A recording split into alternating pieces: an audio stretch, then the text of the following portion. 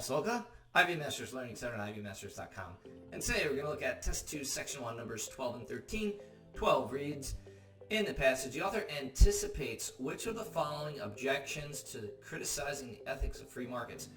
So, what we get here is a double negative. The SAT, the College Board, they love double negatives because double negatives really make you think.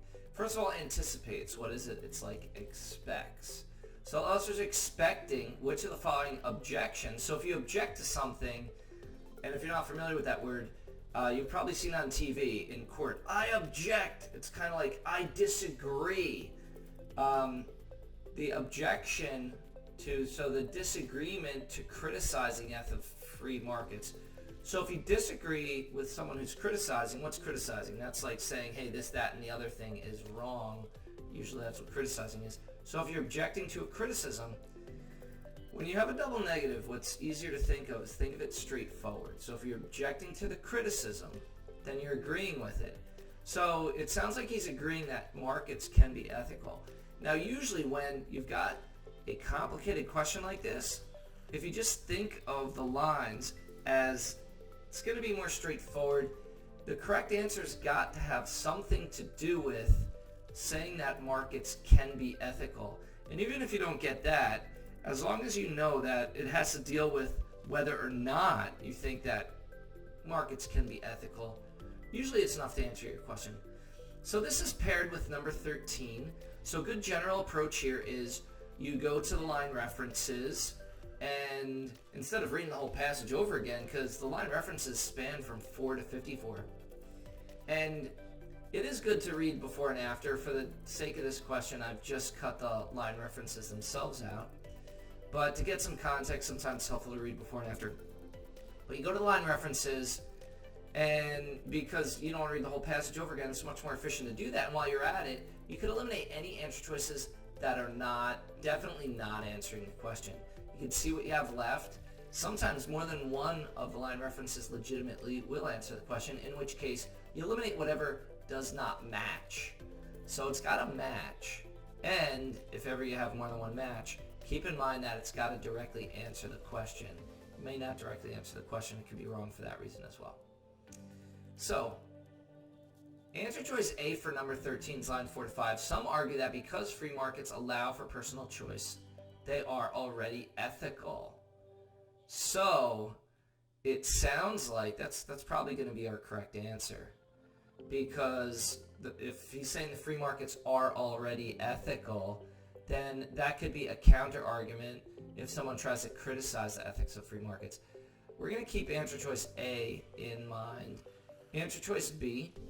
But before we can label any market outcome as immoral or sneer at economists who try to put a price on being ethical, we need to be clear about what we're talking about.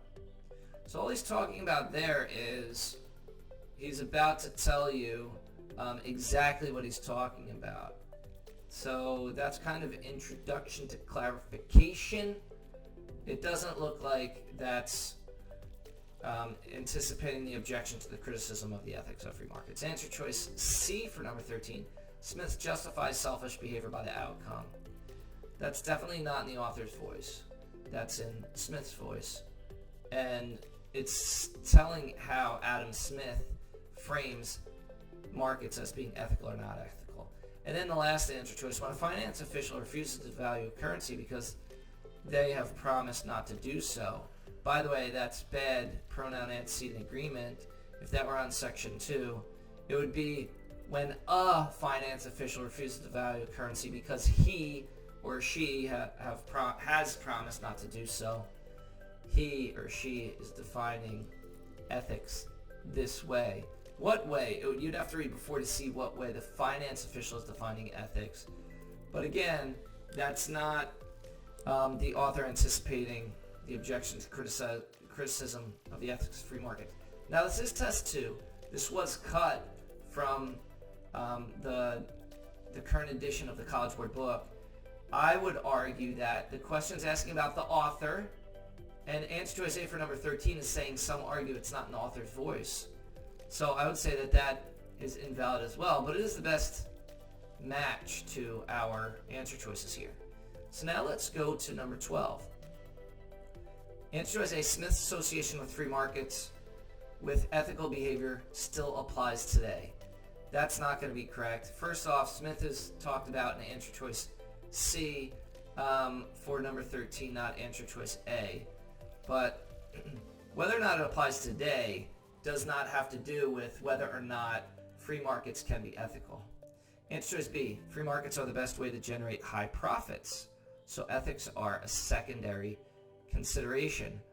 Answer choice B is not really answering the question either, because it's saying that, ethics are secondary to making money, and it's not addressing a criticism or an objection to criticizing the ethics of free markets. So B is going to be gone as well.